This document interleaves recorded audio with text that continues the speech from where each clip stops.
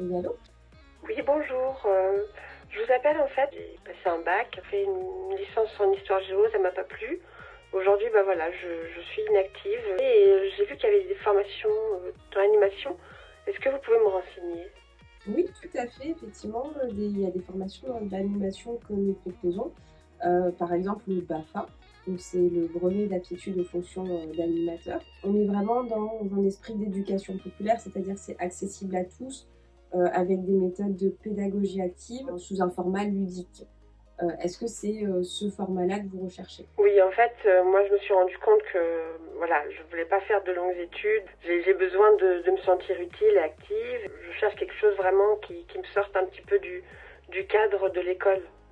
C'est tout à fait ça, c'est-à-dire qu'il y a les formations de l'éducation nationale, de l'enseignement supérieur, mais il y a vraiment cette possibilité de pouvoir gagner en compétences, avoir un diplôme ou une certification, tout en étant dans un format moins scolaire. Donc, bonjour. La question que j'aimerais vous poser à tous les deux, c'est comment comptez-vous mettre en lumière la complémentarité entre les actions de formation d'éducation populaire et les formations académiques? Sans vouloir être trop longue, je pense qu'il y a un vrai sujet sur comment accompagner le jeune pour qu'il se connaisse réellement. Ensuite, c'est comment réussir à faire des formations qui aboutissent réellement. Là, il y a une vraie réflexion à avoir sur les métiers de demain. Et toi, tu parlais d'économie de la mer, mais je pense que voilà, où est-ce qu'il y aura vraiment de l'emploi, où est-ce qu'on peut vraiment se sentir utile. Et justement, sur les formations liées à l'éducation populaire, je pense qu'il y a pareil que tout à l'heure, il y a une vraie réflexion, il y a un vrai accompagnement aussi à avoir autour de ça pour redonner de la valeur à ces métiers qui en ont beaucoup.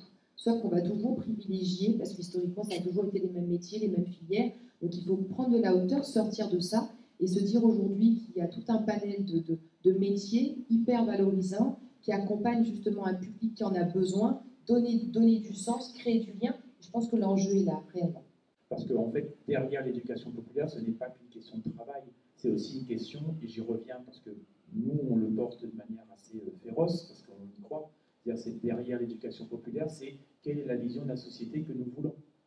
Et c'est là, et justement, l'emploi, c'est la traduction également aussi de la société que nous voulons. Donc, et quelle est toujours, la dame me dit, j'ai envie d'être, elle est inactive. Non, c'est pas parce qu'on n'a pas d'emploi que nous sommes inactifs. Il faut aussi que nous, en tant que jeunes, nous reprenions aussi le sens des mots et qu'on réinvestisse aussi certains champs qui ont été complètement dépossédés de leur sens. Une femme, un jeune homme qui aujourd'hui est dans une association en recherche, elle n'est pas inactive.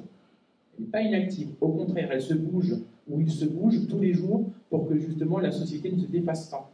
Et je crois que vraiment, il faut insister sur le fait que l'éducation populaire soit présente dès le début. Je crois que là, ça va être, moi je ne serai pas député, mais en tout cas pour le futur député, c'est de se battre justement pour que l'éducation populaire, soit par un texte de loi, par un autre dispositif, ou même faire des expérimentations. Je crois qu'à La Réunion, on peut expérimenter en disant voilà, que dans le temps périscolaire en question, que ce soit, il y a le temps périscolaire à l'école primaire, pourquoi il n'y en a pas au collège, pourquoi il n'y en a pas au lycée, et pourquoi il n'y en a pas à l'université, à mon avis, pour que vous trouviez du sens aussi, pour que vous vous connaissiez vous-même. Moi, j'ai fait l'expérience de partir en France hexagonale et de revenir, et du coup, là, j'ai su vraiment pourquoi je vais être utile à La Réunion. Et c'est là la question que vous devez vous poser.